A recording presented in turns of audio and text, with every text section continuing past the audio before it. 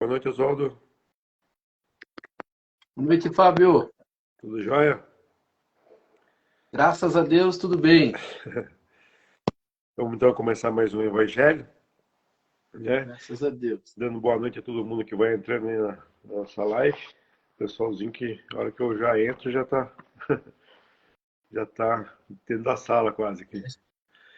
Está na espera, né? Então vamos começar aí com Gotas de Paz. Vamos falar aqui Sim. a bagagem. Mensagem 133.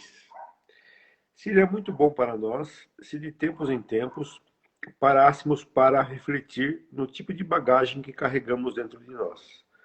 Quando vemos a esse, quando viemos a esse mundo, nossa bagagem era leve e fácil de carregar, pois só trazíamos nossa inocência e os bons sentimentos. Com o passar dos anos, vamos acumulando muitos sentimentos que pesam em nós: a insegurança, o medo, a mágoa, o ressentimento, a inveja, o orgulho, a desilusão e incompreensão e por aí afora.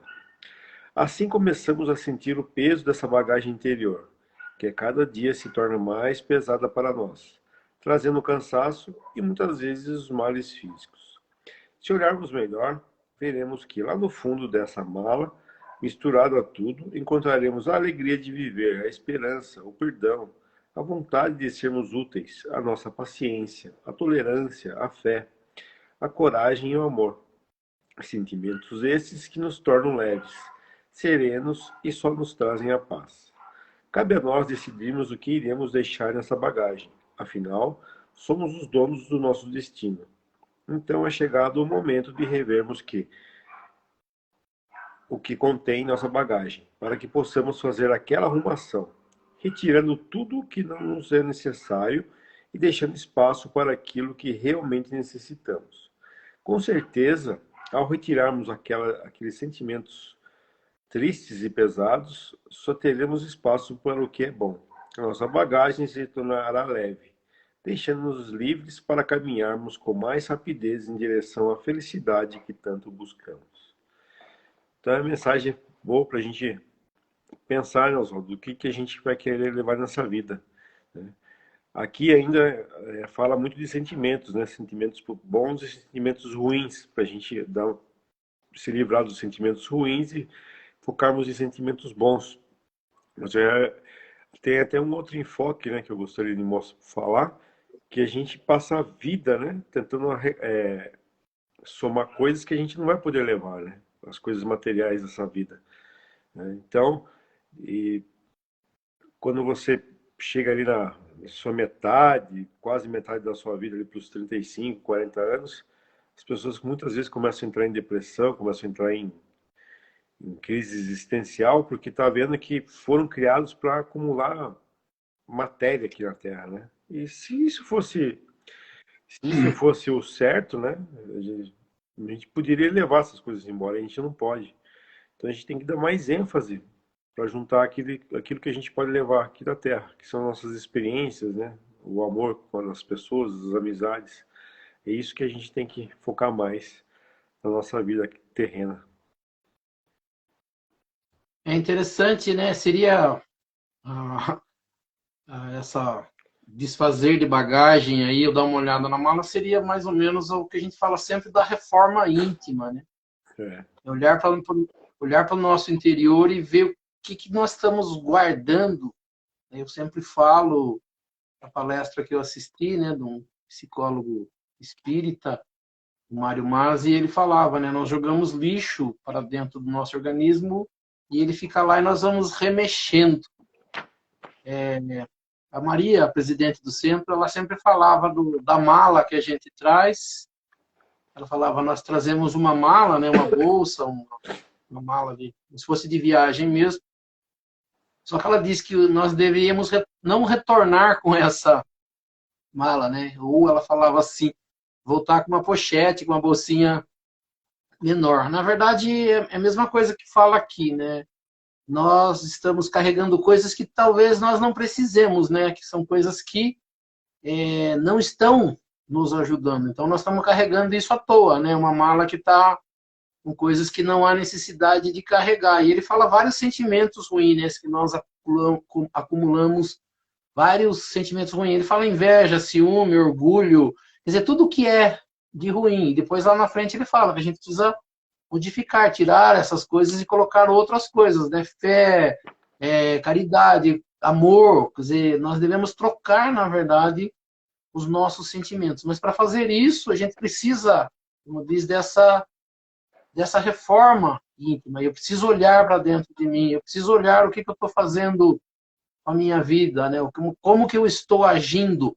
E é isso que está, talvez, me fazendo mal. Ele diz aqui que faz, né? Que é bagagem que nos traz cansaço e males físicos. Por quê? Porque a gente fica remoendo essas coisas que não são boas. Nós ficamos fazendo, né, daquilo que é ruim algo ainda pior. Né? Ele diz assim, desfazer o que é ruim e deixar só o que é bom. Né? A gente falou, a gente vai falar sempre, né, de reencarnação.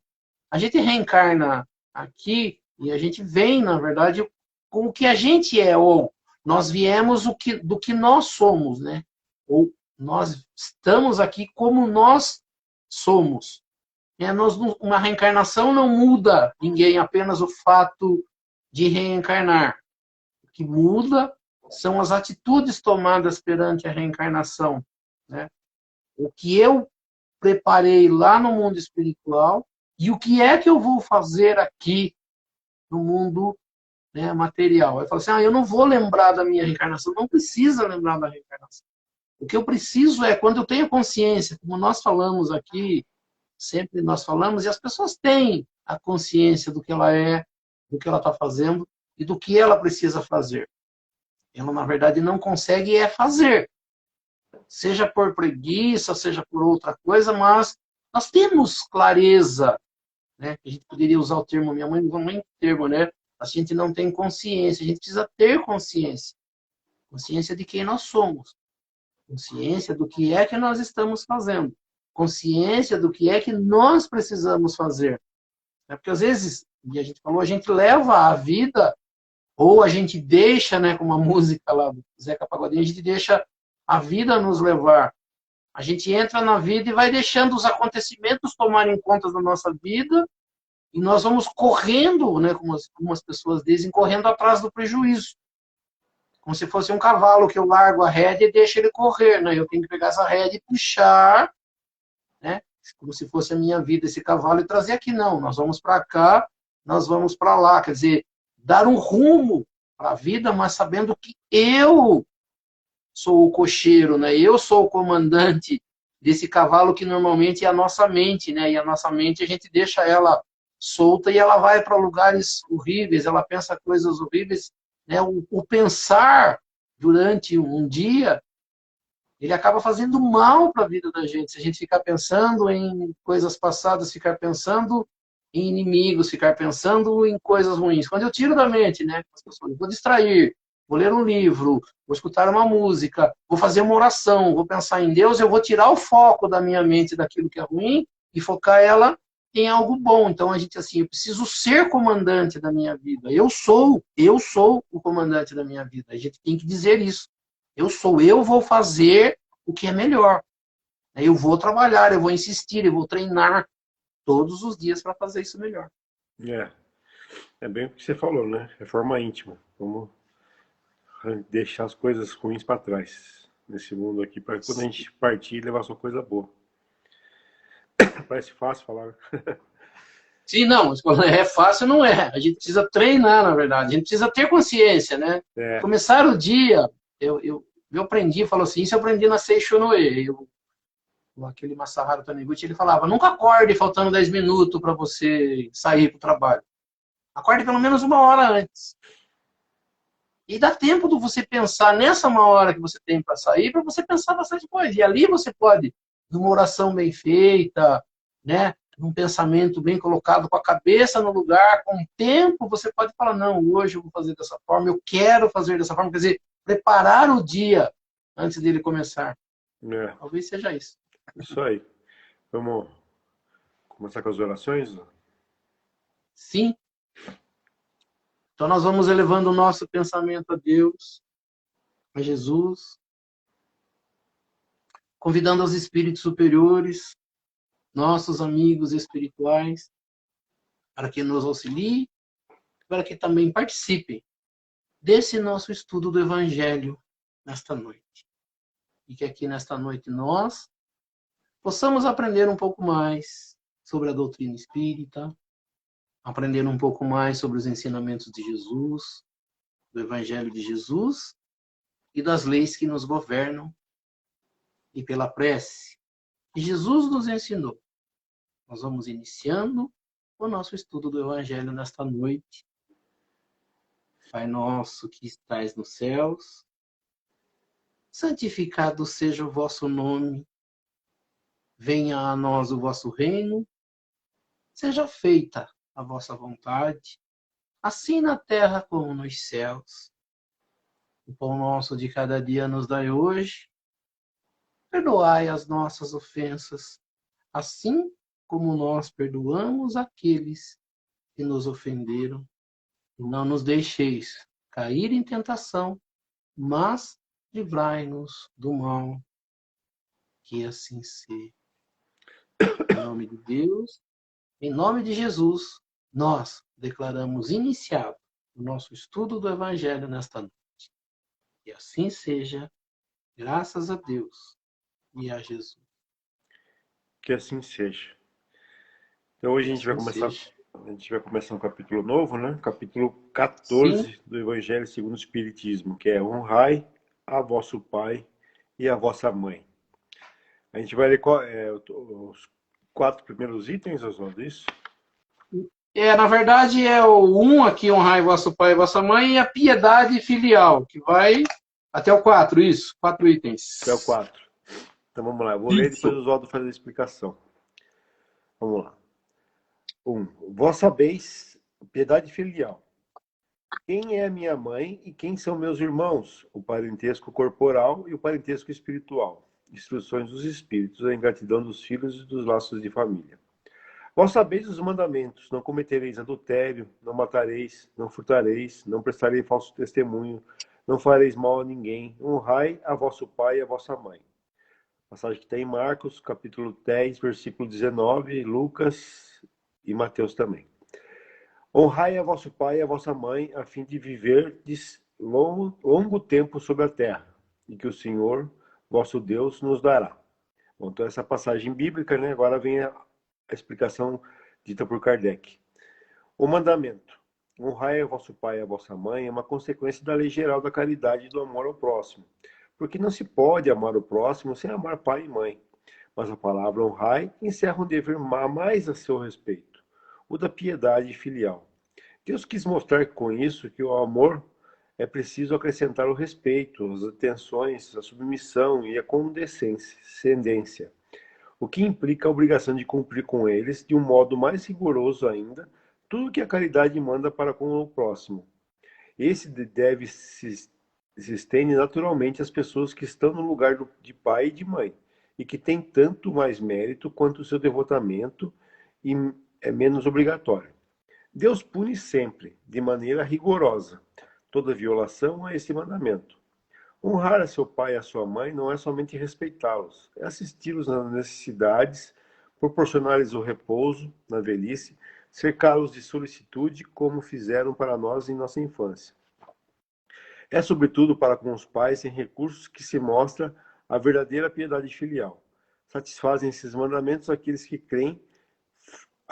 creem fazer um grande esforço, dando-lhes apenas o necessário para não morrerem de fome, quando eles mesmos não se privam de nada, em os relegando aos mais ínfimos aposentos da casa, para não os deixar na rua, enquanto se reservam o que há de melhor, de mais confortável. Felizes ainda quando não o fazem de má vontade, e não mercadejam o tempo que lhes resta de vida, descarregando sobre eles os trabalhos de casa. Cabe, pois, aos pais velhos e fracos serem os servidores dos filhos jovens e fortes. Sua mãe regateou seu leite quando estavam no berço, contou suas vigílias quando estavam doentes, seus passos para lhe proporcionar o que tinham necessidade? Não, não é somente o estritamente necessário que os filhos devem a seus pais pobres, mas também tanto quanto possam as pequenas doçuras do supérfluo, as amabilidades, os cuidados delicados que não são do interesse do que eles receberam, o pagamento de uma dívida sagrada. Só aí está a piedade filial aceita por Deus.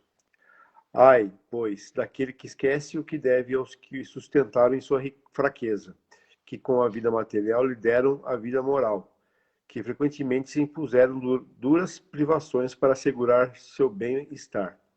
Ai do ingrato, atingido em suas mais caras afeições, algumas vezes desde a vida presente, mas certamente numa outra existência, em que suportará o que terá feito aos outros suportarem. Certos pais, é verdade, menosprezam seus deveres, e não são para os seus filhos o que deveriam sê-lo, mas cabe a Deus puni-los e não aos seus filhos. Não cabe a esses censurá-los, porque talvez eles próprios merecem que fossem assim. Se a caridade estabelece como lei retribuir o mal com o bem, ser indulgente para com as imperfeições alheias, não maldizer o próximo, esquecer e perdoar os erros, amar mesmo aos inimigos, quanto essa obrigação é maior ainda com relação aos pais. Os filhos devem, pois, tomar por regra de conduta para com os pais todos os preceitos de Jesus concernentes ao próximo e dizer-se que todo procedimento repreensível em face de estranhos ou é ainda mais em face dos parentes, e que o que talvez não fosse senão uma falta no primeiro caso, pode vir a ser um crime no segundo, porque então a falta de caridade se une à ingratidão.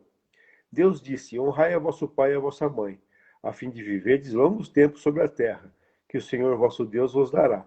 Porque, pois, promete como recompensa a vida sobre a terra e não a vida celeste? A explicação está nessas palavras, que Deus vos dará, suprimidas na forma moderna ou no decálogo, o que lhe desnatura o sentido. Para compreender-se essas palavras, é preciso se reportar a situação e as ideias dos hebreus à época em que foram ditas. Eles não compreendiam ainda a vida futura. Sua vida não se estendia além da vida corporal. Deviam, pois, ser mais tocados pelo que viam do que pelo que não viam. Por isso, Deus fala numa linguagem à sua altura e como a crianças lhe dá em perspectiva o que pode satisfazê-los. Estavam, então, no deserto, a terra que Deus lhe dara era a terra prometida, objetivo de suas aspirações. Eles não desejavam nada além disso. E Deus lhe disse que viveriam nela longo tempo, quer dizer, que a possuiriam por muito tempo, se observassem seus mandamentos. Mas ao advento de Jesus, suas ideias estavam mais desenvolvidas. Era chegado o momento de lhes dar um alimento menos grosseiro, iniciá-los na vida espiritual, em lhes dizendo: meu reino não é deste mundo, é nele e não na terra, que recebereis a recompensa das vossas boas obras. Com essas palavras, a terra prometida material se transforma numa pátria celeste, também quando os chama a observação do mandamento: honrai a vosso pai e a vossa mãe. Não é mais a terra que ele promete, mas o céu. Capítulo 2 e 3. Vamos lá. Então aqui, né, entre os dois capítulos de caridade, né, o capítulo 13 que a gente terminou e o capítulo 15, que fora da caridade não há salvação, Allan Kardec coloca, né, tirando das palavras e dos ensinamentos de Jesus: honrai vosso pai e vossa mãe. Ele pega, né, Allan Kardec pega no item 1 aqui, uma passagem, né, e é interessante que ele cita aqui Marcos, mas também ele coloca Lucas e Mateus. Eles chamam isso de evangelho sinótico. Se você colocar os três evangelhos juntos, de Marcos, Lucas e Mateus, eles praticamente dizem a mesma coisa, de forma diferente às vezes, com outras palavras, mas tudo que foi dito por Jesus, ele aparece em Marcos, Lucas e Mateus. Desses três, né, Marcos e Lucas não viveram diretamente com Jesus. Eles escutaram de outros seguidores de Jesus e eles que escreveram, né? Nem todos escreviam. Mateus foi o único, né? Ainda tem alguma dúvida, mas seria Mateus o único que conviveu diretamente com Jesus. Então ele pega de um trecho dito por Jesus, ele diz, né, vós sabeis os mandamentos. Um dos mandamentos, não cometereis adultério. Outro, não matareis, não roubareis, não dareis falso testemunho, não fareis mal a ninguém. E honrai e vosso pai e vossa mãe. No item 2, ele já é tirado direto dos livros de Moisés, né? Um é o Decálogo, que fala diretamente dos 10 mandamentos, e o Êxodo, que é uma outra parte dos livros, dos 5 livros escritos por Moisés. Ele diz, honrai vosso pai e vossa mãe, a fim de viverdes por muito tempo na terra que o vosso, né, que o Senhor vosso Deus vos dará. Aqui, né, lá no finalzinho, a partir do item 4, Allan Kardec já começa a explicar isso aqui, né, porque os hebreus, né, os judeus, eles não acreditavam aparentemente em reencarnação, né? Não tinha, claro, apesar de ser falado, eles não tinham um entendimento claro ainda sobre reencarnação. Então, para eles, essa terra, ela seria terra material, ainda em vida, né? Tanto que Moisés os tira do Egito e os leva para um lugar, né, que é uma terra prometida, e lá eles vivem melhor do que quando eles viveram como escravo, quando estavam no Egito e em outras situações. Então, 2 passagens, né? E uma do próprio do Velho Testamento e uma do Novo Testamento, dito, né? Escrito pelos três evangelistas aqui, Marcos, Lucas e Mateus. Então, o 4º mandamento é, né, o honrar vosso pai e vossa mãe. É muito interessante, quando Jesus, né, ele fala, né, ali que ele resume, na verdade, os mandamentos, que é perguntado para ele qual é o maior mandamento da lei, e ele fala, né, amar a Deus sobre todas as coisas e o vosso próximo como a ti mesmo. Jesus, ele coloca, na verdade, né, duas partes dos 10 mandamentos. Porque se a gente pegar os 10 mandamentos, ele de 1 a 3, ele fala de Deus. E do 4º ao 10º, ele fala com relação ao próximo. Então, nós temos deveres com Deus e nós temos deveres com o próximo. A lei trazida por Jesus, né, que a lei de amor é essa.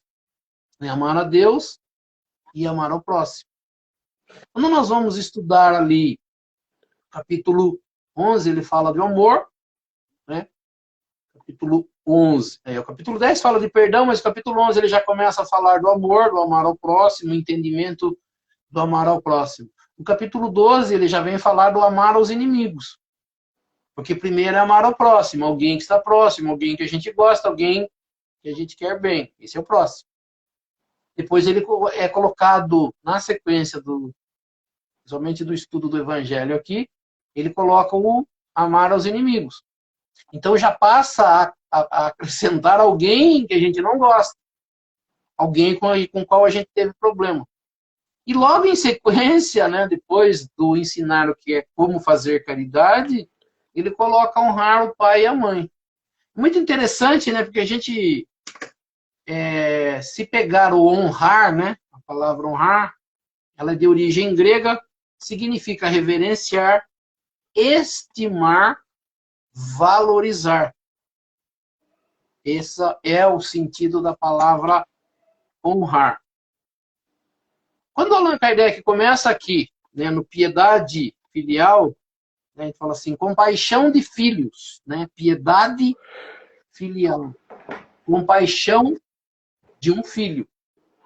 Esse capítulo, ele vai falar, né, você leu aqui no comecinho, que ele tem muitas coisas que nós vamos estudar. E uma das coisas que nós vamos aprender aqui é o entendimento da relação pais e filhos. Vamos dizer assim, a maioria das pessoas tem pais e mães que conviveram, vamos dizer assim, até o final da vida. Dificilmente, vou falar assim, dificilmente, a gente vai ouvir alguém que não goste dos pais. E até parece impossível, né, alguém dizer que não gosta dos pais. Eu falo assim, mas para quem teve pais que foram legais, que criaram de forma correta, que tentaram fazer o seu melhor, é fácil. Mas nós vamos encontrar pais que abandonam os filhos. Nós vamos encontrar mães que colocam o filho dentro de caçamba, e põe num cesto de lixo, numa lixeira.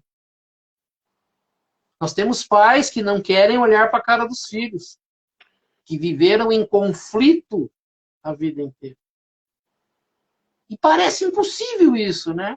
Para quem tem pais que convivem, que gostam, que comemoram o Dia dos Pais, que comemoram o Dia das Mães, que se veem, que se falam quase todos os dias, que se conversam, que se visitam, que almoçam junto, é interessante. Mas vão existir pais e filhos que não se veem, que não querem se ver, né?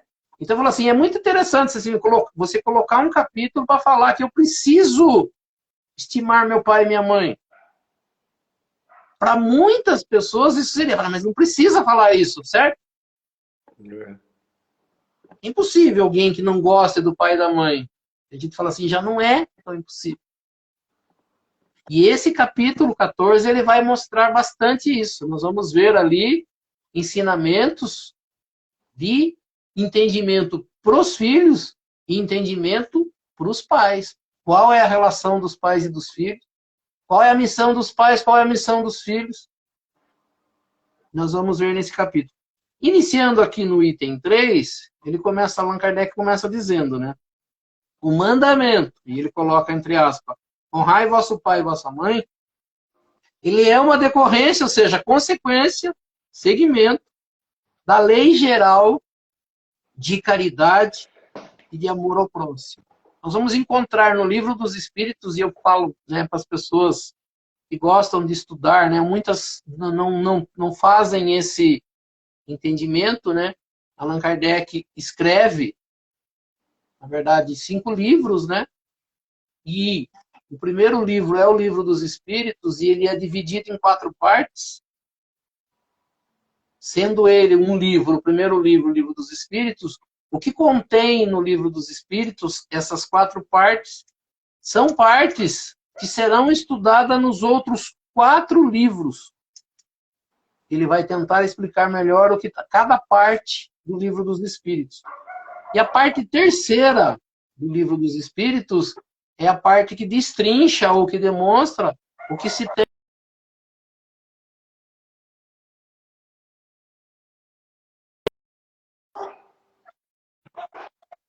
Aquela parte, dá um entendimento melhor para aquela parte, que é a terceira parte do Livro dos Espíritos, né? Ele é uma sequência disso. Então, nós vamos encontrar lá no Livro dos Espíritos, na parte terceira, uma lei que ele divide as leis. E a lei, ele fala, lei de caridade, lei de justiça, de amor e de caridade. E ele fala aqui, lei de caridade e de amor ao próximo. E aí ele já cita na sequência aqui, dizendo, né? Pois nós não podemos amar o nosso próximo sem amar nosso pai e nossa mãe. Né? Eu falei, difícil, às vezes é até bobo, né? Você falar isso para quem gosta do pai e da mãe, tem uma relação boa com o pai e com a mãe, mas nós sabemos que nós temos pais que, como nós falamos, que não se dão com os filhos, filhos que não se dão com os pais. Então, eles vivem numa relação conflituosa.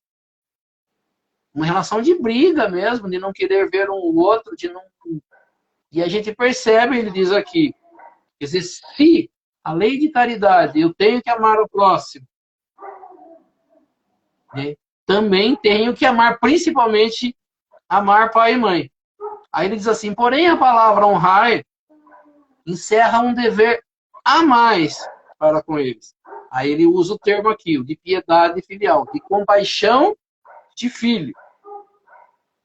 Ele fala assim, Deus quis mostrar que ao amor é preciso acrescentar o respeito, as atenções, a submissão e a concordância, o que resulta na obrigação de fazer aos pais, com maiores cuidados, tudo o que a caridade ordena para com o próximo. Então, ele já vai ditando aqui como que nós devemos fazer. Eu falo assim, para quem tem o pai e a mãe, como eu falei, e se dá bem com o pai e a mãe, não tiveram problemas, né, nessa relação pais e filhos, até fica fácil. Mas nós vamos, como eu falei, nós vamos encontrar pais, mãe e pai, e filhos que têm relação de inimizade. Para esses, precisa entrar a lei da caridade. Para esse é preciso mostrar. Nós vamos aprender, nós vamos estudar, né, nesse capítulo, né, porque a gente fala assim, amar mãe e pai é bastante fácil. Para aqueles que tiveram uma relação boa. Mas nós vamos perceber que mesmo assim, muitos filhos devem respeito aos pais, uma coisa ou outra, mas não levam ao pé da letra esse honrar. Né? Ah, tá tudo bem, não visita pai e mãe. Né? Vai viver sua vida, algumas falam assim, mas as pessoas precisam trabalhar, sim. Beleza. Precisa se afastar, sim. Mas tem alguns que se afastam mesmo a ponto de não querer vê-los. Sabendo que está bem. Depois, né, algumas pessoas, né, o Facebook mostra bastante isso, né? O Facebook é o local onde as pessoas mostram algumas coisas, né, e tentam fazer indireta para as pessoas. Então eles dizem, né, não adianta nada depois você chorar no caixão e tenho saudade, eu não sei viver, fica postando mensaginha, né? Tem alguém lá em cima que eu amo muito, que eu gostaria muito de visitar, de ver. Mas enquanto esteve em vida, muitos desses não fizeram isso. Mas quando acontece, lá no velório, eu gostaria muito, que saudade, vou sentir falta. E alguns falam, né, eu gostaria de ser homenageado em vida, não depois que eu partir, né? Então ele diz assim, né? Este dever se estende naturalmente às pessoas que assumem o compromisso de pais. Então ele diz que vão existir os pais, né? Os pais de sangue, mas existirão também pais que não são de sangue, que vão assumir responsabilidade sobre, vamos dizer assim, sobre crianças que não são deles diretamente, mas que também podem ser, né, um compromisso de pais. E diz assim, e que terão um maior mérito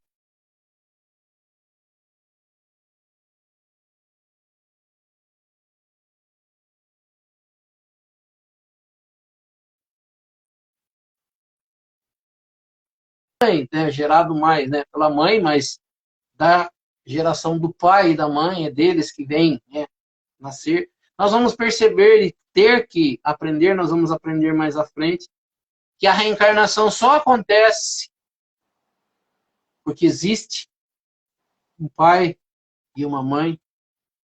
Existe uma fecundação para gerar, né, um corpo. Nós vamos aprender isso, gera-se um corpo. E para que a gente possa reencarnar, a necessidade de duas pessoas virem antes da gente. Né? Para quem assistiu, eu falo sempre assistir porque muitas pessoas não leram. Mas o filme, às vezes, ele marca mais. O filme Nosso Lar tem aquela parte que eles estão conversando, né, na casa daquele Lísias, que vira amigo de André Luiz, e a menina lá, uma sobrinha lá, ela está passando por problema, e ela fala, eu vou ter que reencarnar primeiro, porque eu vou receber, né, a minha sobrinha como filha. Então há um planejamento antecipado, as coisas não acontecem, né, de qualquer jeito. Algumas pessoas falam assim, eu não pedi para nascer, a gente já ouviu, né, muita gente já ouviu falar isso. Pode ser que da primeira vez na criação de Deus eu não pedi, porque eu não tinha consciência, né? Nós somos criação de Deus e quem decide é Ele. Mas depois que eu estou na vida e já começo a tomar consciência, a minha reencarnação, ela tem o meu consentimento. E em algum momento ela vai ter esse consentimento. Eu preciso reencarnar. E para que eu reencarne, tem que ter a permissão de Deus e tem que ter pessoas que aceitem ser meus pais. Aceitem estar comigo, aceitem pelo menos gerar o corpo no qual eu virei para viver a reencarnação, né? Então ele diz assim, quando existe o sangue é mais fácil, mas quando não existe, né? Quando aquele ser não é nada daquela pessoa, não é sangue. Ele diz assim, quando há esse entendimento, ele falou, ele equivale muito mais. Quando a pessoa não tem obrigação, aparentemente, de pai e de mãe. Porque tem pessoas que têm a clareza disso, né? Que o filho é responsabilidade dele. E muitos não têm essa ideia de que os filhos não são responsabilidade dele. E por isso nós vemos tanta coisa acontecendo hoje no nosso mundo, né? Por irresponsabilidade dos pais com os filhos. Mas nós vamos também ter outro problema. Às vezes a gente acha, porque são pais, né, porque são mais velhos, que eles devem saber tudo. E a gente sabe, né, que eles não sabem tudo. Muitas vezes os filhos reencarnam com mais conhecimento que os pais. Então, às vezes, se coloca também uma responsabilidade, cada um no seu lugar, né, as suas responsabilidades, mas tudo é aprendizado. Tudo tem, né, o seu motivo, na verdade, de ser. Então, ele diz assim que Deus pune de uma maneira rigorosa toda violação a este mandamento. Mas nós sempre falamos e sempre vamos falar que perante uma lei, né, e a gente até foi, o último livro de Allan Kardec, ele se chama Céu e Inferno, e ele faz mais ou menos a colocação de um tribunal, né, que nós vivemos num tribunal e Deus é o juiz. Só que, na verdade, né, muitas pessoas acham que Deus é o juiz, ele tem sim o poder, a sabedoria para julgar. Mas, na verdade, Deus não julga diretamente como um juiz. Na verdade, Deus coloca mecanismos para que nós sejamos julgados. Então, dentro do universo de Deus, ele existe uma lei. Criada por ele, sim, mas leis que nós vamos perceber que elas são sábias, apesar de quando nós não temos o conhecimento, nós achamos que é de qualquer jeito. Não, as leis de Deus, elas são sábias. Nós que não percebemos. Mas ele fala assim, nada fica impune perante a lei de Deus. Então tudo que é fora da lei de Deus, ela é punida. Não punida de punição, de judiar, de prejudicar, mas a punição de aprender o que é certo, de fazer o que é certo. Então ele diz, a lei principal é a lei de amor. Tudo que está dentro da lei de amor está em concordância com a lei de Deus. Tudo que está fora e distante da lei de amor está contra e fora da lei de Deus. Então ele diz aqui que Deus pune de uma maneira rigorosa toda violação ao mandamento. Mas isso só vai ser punido de verdade quando a punição vai valer de verdade, quando eu entender. Então eu posso às vezes passar por uma punição e não ter nem ideia do que eu estou fazendo. Mas quando nós percebemos, e isso é importante, o que nós estamos fazendo aqui, que é o estudo do Evangelho, quando nós estudamos o Evangelho, nós estudamos as leis de Deus. Jesus, ele tenta, apesar de a gente não perceber, hoje que nós vamos, graças, né, eu falo assim, ao Espiritismo, Graças a esse trabalho de Allan Kardec, nós conseguimos entender mais claramente as leis de Deus. Nós conseguimos entender mais claramente o que Jesus nos trouxe. Né? Então ele fala assim, Deus sempre pune de uma maneira rigorosa toda violação a este mandamento. Tá. Se eu não entendo a minha responsabilidade como pai, e eu não entendo a minha responsabilidade como filho, a punição pode acontecer e não vai valer de nada. Então eu falo assim, quando eu perceber, por isso que né, a gente vai estudar mais à frente, mas a gente vai percebendo sempre, a gente falou semana passada. Quando eu entendo, a reencarnação para mim fica mais fácil. Quando eu entendo a minha responsabilidade, quando eu entendo o meu compromisso, fica mais fácil viver. Porque nós vamos perceber, e nós temos falado bastante, né? Nós levamos a vida, fazemos a vida de qualquer jeito, e cada vez que dá errado, nós culpamos alguém. Nós colocamos a culpa em alguém. E daí? Daí eu vivo mais fácil. Parecendo que eu não tenho culpa, parecendo que eu não tenho responsabilidade. Então nós vamos vivendo a vida, acontece uma coisa, culpa desse. Culpa daquele. Culpa do meu pai, culpa da minha mãe, né? A gente sempre fala, né? Por que você não deu certo na vida? Porque meu pai não deixou eu estudar.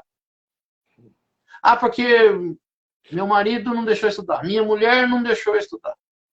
Meus filhos não permitiram que eu estudasse. A gente sempre vai colocando a culpa em alguém. Mas o fato de nós estarmos encarnados e a vida que nós estamos vivendo, de alguma forma, foi algo escolhido por mim, sem saber ou sabendo. Porque a minha reencarnação é decorrência do que eu venho fazendo ao longo do tempo. Quando eu tiver a consciência clara, eu paro de errar e começo a fazer o certo. Quando eu começo a fazer o certo, quando eu começo a viver em acordo com a lei de Deus, as coisas caminham. Eu recebo de uma melhor forma os acontecimentos da vida. A gente sempre fala, não é religião, não adianta eu orar a Deus, ter Deus na minha vida, que as coisas começam a dar tudo certo na minha vida. Não. Coisas acontecerão. Mas quando eu conheço a lei, quando eu sei da minha responsabilidade, as coisas acontecem e eu falo, não, isso está de acordo com a lei de Deus. Aquilo, eu tinha que passar por isso. Eu precisava aprender isso. Então as coisas acontecem, mas eu não culpo ninguém. Eu recebo, aprecio, mastigo e sigo em frente. Aceita. Porque quando eu me revolto com a lei de Deus, isso não era para ser assim, né? Falando aqui em pais e filhos, né? Muitos filhos vão culpar o pai por ele ter sido... A gente, né, até falou semana passada da forma que a gente... Né, de mostrar sentimentos. De alguma forma a gente fala assim, mas meus pais eram rígidos e eu não aprendi. Culpa deles? Não. Eles sabiam? Não. Mas como nós falamos, a vida, depois de passado um tempo, os próprios pais mudaram e nós também vamos mudando isso, porque nós vamos aprendendo. Você falou uma coisa interessante. Muitas pessoas querem, meu pai nunca me deu nada, fez eu trabalhar, isso aqui, eu quero que meus filhos passem pela mesma coisa. Será que é certo? Eles precisam aprender, sim. Eles precisam ter responsabilidade, sim. Mas eles precisam levar a mesma vida que a gente levou? Não. Então, tem coisas que a gente leva como vingança, né? Por dor, por mágoa. Meu pai fez eu sofrer, meu filho vai sofrer também. Não, não é assim. Eu preciso mostrar para eles, mas não necessariamente... Porque eu já tenho conhecimento, eles talvez não tiveram. Então, para mim, a responsabilidade fica maior quando eu sei o que fazer e faço errado. A responsabilidade deles não, porque eles não sabiam. Eles vão ter a responsabilidade, mas como eu falei, falando em lei, da mesma forma que nós temos na lei da terra, tem as atenuantes e as agravantes. Atenuante, ele não sabia o que fazer, ele tentou melhorar, ele tentou aprender. Beleza, ponto para ele. Agravante, ele sabia o que fazer, mas insistiu em fazer errado. Pior para ele. Então a gente vai, como diz, aprendendo a fazer isso. A gente vai tendo que aprender a fazer isso. Aqui ele diz, né, que as pessoas usam e abusam dos pais. Quando não servem mais, põe em asilo, ou traz para casa, como ele diz aqui, coloca lá naquele porãozinho, no pior quarto que tem, e muitos ainda colocam os pais para fazer trabalho doméstico. Eu falo assim, isso aqui foi escrito, né, em 1800, a partir de 57, entre 1857, e esse aqui foi lançado, acho que em 1864. Ele fala como parecesse hoje. Igualzinho. Né?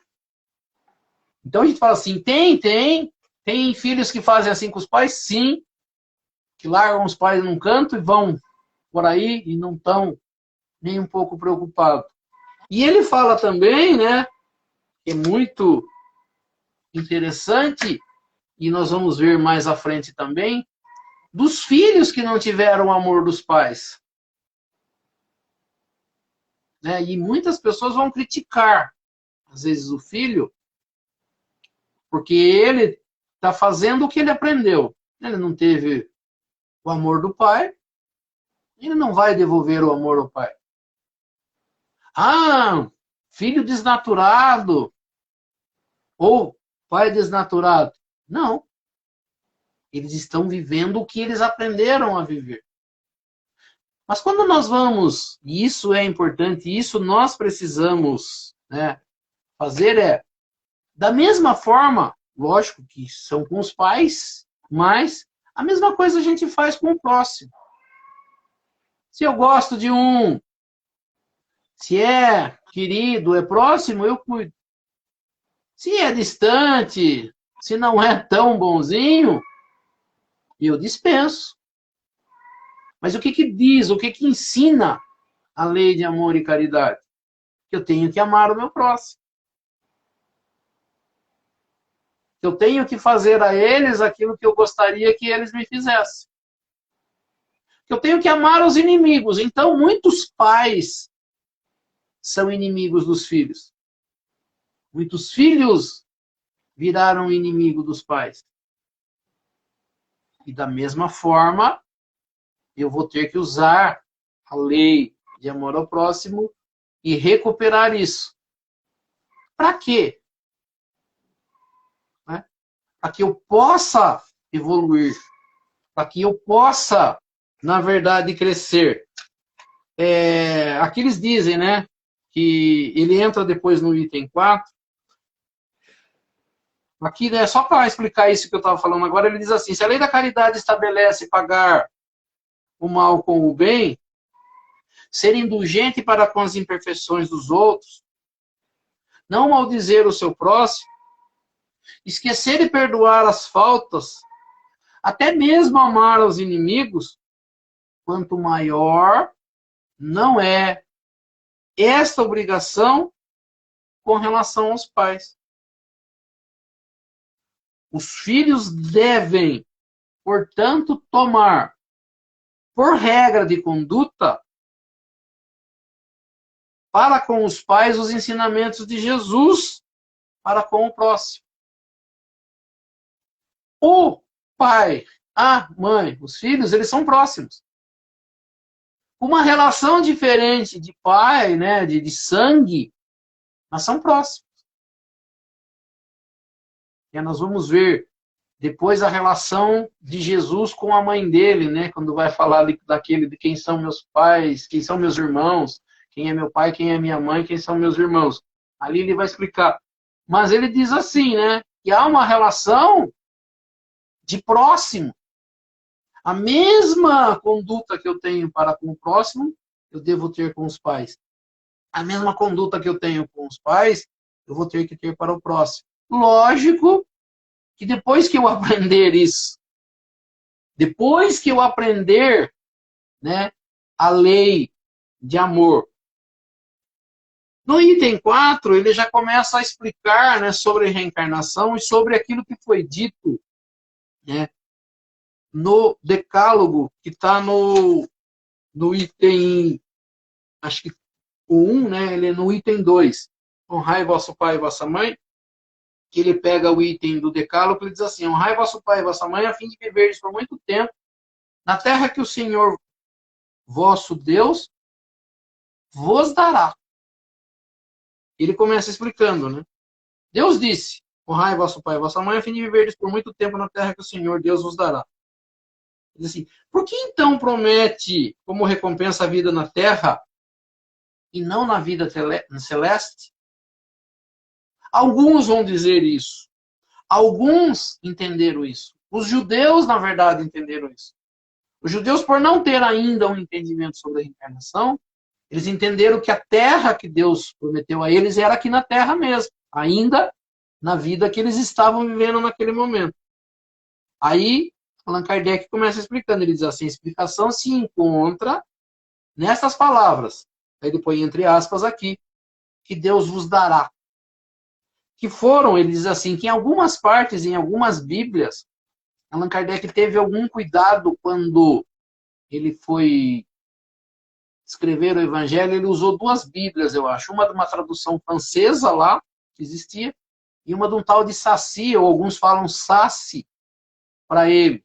Jean-Marie, acho que alguma outra coisa, Saci. E ele procurou a tradução correta. E na tradução correta está que Deus os dará.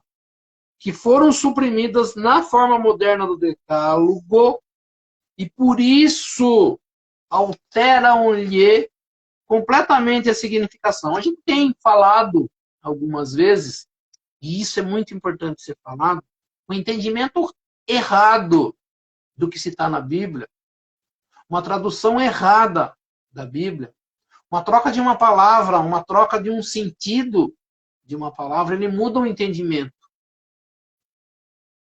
Então, a preocupação de Allan Kardec, quando ele vai escrever o Evangelho segundo o Espiritismo, ele busca as melhores traduções para que elas não tenham sido alteradas. E nós vamos perceber hoje que nós encontramos Bíblias de todas as religiões.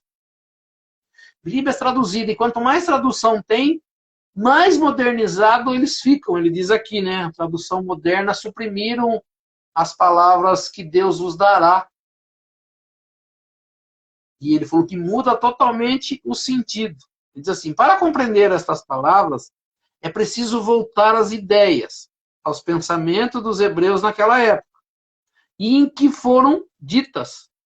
Aí ele diz assim, como eles não sabiam nada sobre vida futura, sobre reencarnação, e olha que nós vamos falar assim, nós vamos começar a conversar em reencarnação quando Jesus vem à Terra.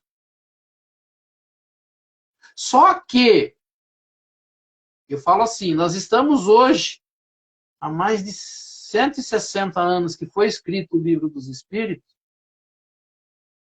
e nós que nos consideramos ou que gostamos do Espiritismo, nós estamos tentando entender a reencarnação. Mas a religião que dá início após a morte de Jesus, cristianismo, ela começa a ter esse entendimento. E ao longo do tempo ela vai sendo modificada. Por quê? Porque não tem base para esse entendimento.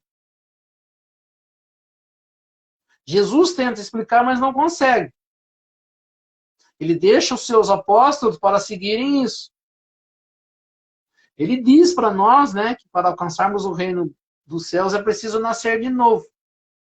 Quando ele usa o termo nascer de novo, se bem entendido, ele começa a explicar a reencarnação. Ele começa a explicar o que vai acontecer. Né? Então, quando ele coloca aqui, né, ele diz assim, como não sabiam nada sobre a vida futura, sua visão não se estendia além da vida corporal. É bastante interessante porque eu falo assim, muitas das pessoas que vivem aqui hoje, né, e nós falamos ali no Gotas de Paz, a gente vive a vida corporal. A gente se preocupa, como você disse, né, na hora que você estava falando do Gotas de Paz, que a gente se preocupa com o material. Eu falo assim, qual pessoa está preocupada com a vida espiritual? Praticamente nenhuma. É. Nós estamos preocupados em viver, né, em trabalhar, em pagar as contas, em comer, beber, viajar, seguir a vida. Nós estamos tentando estudar todas as segundas-feiras isso. Estudar esses ensinamentos. Para quê? Muitas pessoas têm dúvida. Para que serve tudo isso? Por que eu tenho que estudar?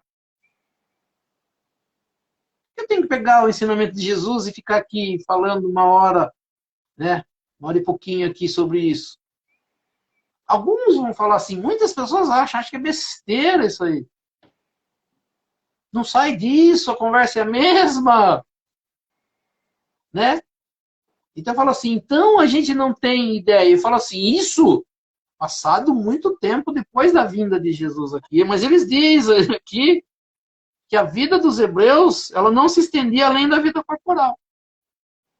Foram colocadas, né, portanto, né, ser impressionados mais com o que viam do que não viam. Nós somos assim. Falar de espírito é muito difícil para muita gente. Eu não enxergo. Falar de Deus para muitas pessoas é difícil, porque ele não enxerga. Ele diz assim, é por isto que a mensagem de Deus lhes fala numa linguagem ao alcance do que podiam compreender, como se falasse a crianças. Eles fazem uma promessa que poderia satisfazê-lo.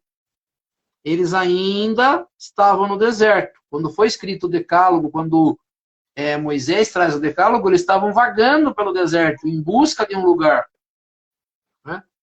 Então, ele diz assim, a terra que Deus dará a eles é a terra da promissão. Porque era o objetivo dos desejos deles, de ter um lugar para eles viverem. Eles nada desejavam além disso. E Deus lhes diz que viveriam por lá por muito tempo. Ou seja, que eles a possuiriam se cumprissem seus mandamentos. Isso na época de Moisés. Aí ele diz assim, mas quando da vinda de Jesus, as ideias deles já estavam mais desenvolvidas. É por isso que Jesus vem. Jesus, quando vem à Terra, ele fala assim, ao longo do tempo do planeta Terra, nós estamos sendo preparados por esses entendimentos. Então ele fala assim, começa lá com Abraão, Isaac, Jacó, Moisés, vem. Quando Jesus vem, se a gente entender direitinho, a gente vai perceber que Jesus já traz ideias diferentes. Diz assim, o momento de lhes dar um alimento menos grosseiro era chegado. Jesus, né, ele diz assim, eles os inicia na vida espiritual, dizendo, meu reino não é deste mundo, mostrando que existe um mundo além do planeta Terra. Então, ele já, aqui Allan Kardec explicando, é nele, e não na Terra, que recebereis a recompensa das vossas boas obras. Com essas palavras, a terra da promissão passa a ser uma pátria celeste, uma pátria espiritual.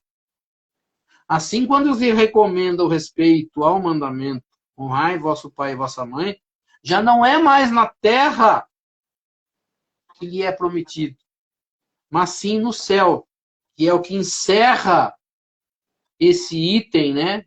O primeiro item de piedade filial, e ele coloca aqui, entre parênteses, para que a gente veja nesta obra capítulos 2 e 3. Os capítulos 2 e 3 fala sobre vida futura e fala sobre os mundos. Nós já estudamos lá atrás.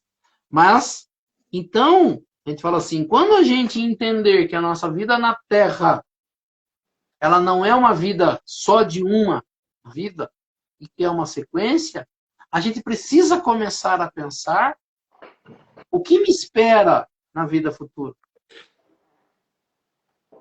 Eu preciso começar a entender, porque eu falo assim, por que nós estamos patinando, né? Algumas pessoas, o Espiritismo ele explica que nós estamos estacionados.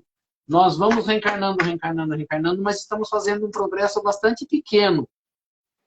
Por quê? Porque nós não estamos interessados nisso.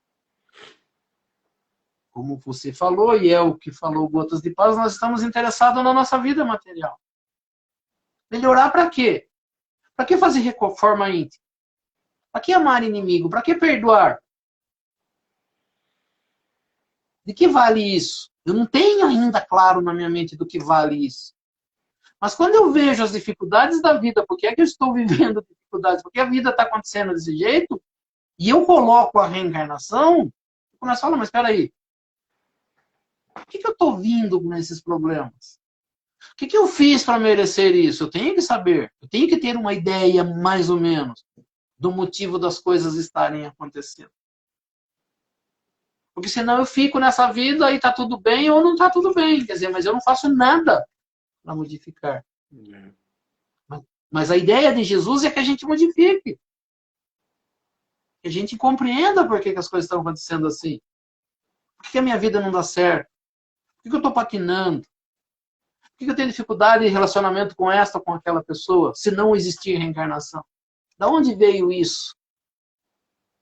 Por que Deus criou dessa forma? Né? Eu tenho que colocar aí algo para que eu possa falar, não, alguma coisa está errada, alguma coisa diferente, não é para ser assim, por que está sendo assim? Daí eu começo a pensar de forma diferente. Isso aí. Esse capítulo é bem interessante.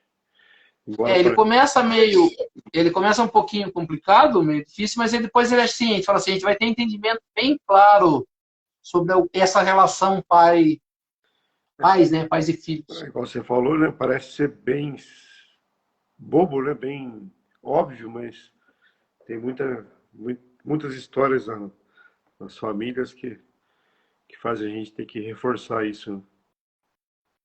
Dá a impressão que eu falo assim, por que eu vou pedir para alguém amar o pai e a mãe? É difícil alguém. Quando eu tenho amor pelos meus pais, é uma coisa assim, mas será que... Por que tem que pedir? É algo natural. Não é. Não. Não é porque existem relações, nem não é, né? A gente, graças a Deus, a gente não vê. Mas assim, se a gente procurar próximo da gente, a gente vai achar. Tem. Pessoas que não querem por nada desse mundo ver seus pais. Tem filhos órfãos, crianças Sim. criadas pelos avós, que os pais abandonaram, e por aí vai. Né? Muitos Sim, tem traumas. muito aí que nós não sabemos. Isso aí. Vamos encerrar, Zô? Vamos? Mais um? Mais um. Sim. Então nós vamos elevando o nosso pensamento a Deus, a Jesus, agradecendo por esses momentos, por esse estudo da noite, por tudo que nesta noite nós tivemos a oportunidade de aprender, que tudo isso nós possamos colocar em prática no nosso dia a dia, junto aos nossos familiares, aos nossos amigos, aos nossos irmãos. Pedindo a essas correntes espirituais que nos auxiliam, para que possam dar um passe espiritual. E todos nós, participantes desta live, as correntes médicas, as correntes passistas, trazendo do laboratório espiritual o remédio e colocando sobre essas águas que cada um disponibiliza o remédio para a necessidade de cada um de nós. Vamos pensar também em nossos familiares, entes queridos que não participaram dessa live, que cada um pense no seu familiar, no seu ente querido, nos seus recintos, para que eles também, nesta noite, possam receber esse passe espiritual e que possam também ser auxiliados em tudo aquilo que for necessário e permitido por Deus e Jesus. Que assim seja. E aproveitando um momento de paz, de harmonia, de boas vibrações, juntando as nossas boas vibrações as vibrações das correntes espirituais que nos auxiliam, e neste momento vamos auxiliar aos nossos irmãos mais necessitados.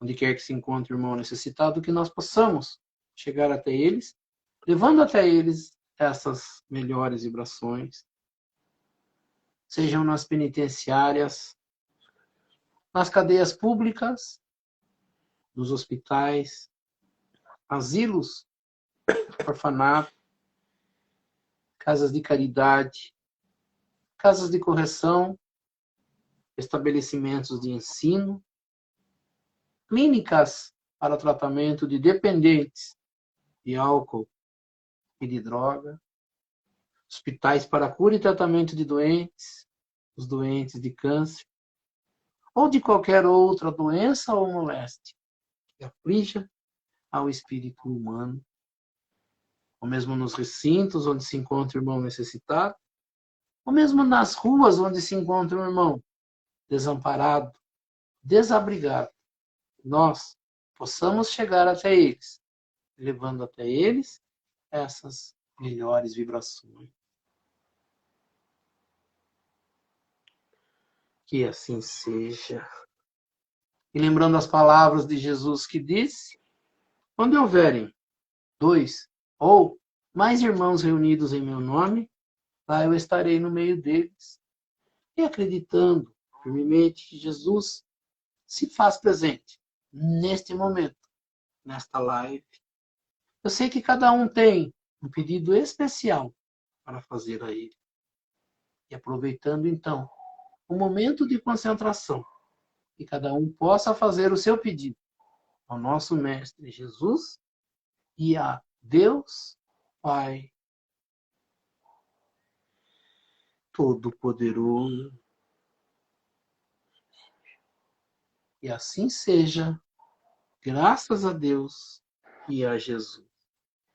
E assim, agradecendo a presença de todos e convidando a todos a se fazerem presentes na próxima segunda-feira, no mesmo horário, para que mais uma vez nós possamos estar aqui reunidos para estudar um pouco mais sobre a doutrina espírita, estudar um pouco mais sobre os ensinamentos de Jesus, do Evangelho de Jesus e das leis que nos governam. E pela prece que Jesus nos ensinou, nós vamos encerrando o nosso estudo do Evangelho nesta noite. Pai nosso que estais nos céus, santificado seja o vosso nome. Venha a nós o vosso reino, seja feita a vossa vontade, assim na terra como nos céus. O pão nosso de cada dia nos dai hoje. Perdoai as nossas ofensas, assim como nós perdoamos aqueles que nos ofenderam. E não nos deixeis cair em tentação, mas livrai-nos do mal. Que assim seja. E assim seja.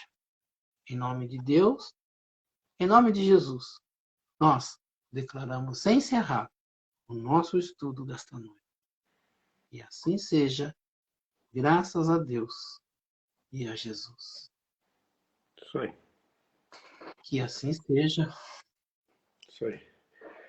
Então, boa noite a todos. Até segunda-feira que vem, no mesmo horário. Tá bom? Até mais, Rodo. Até mais, Fábio. Uma boa noite. Boa noite a todos e boa semana. Que assim seja. Até mais. Até mais.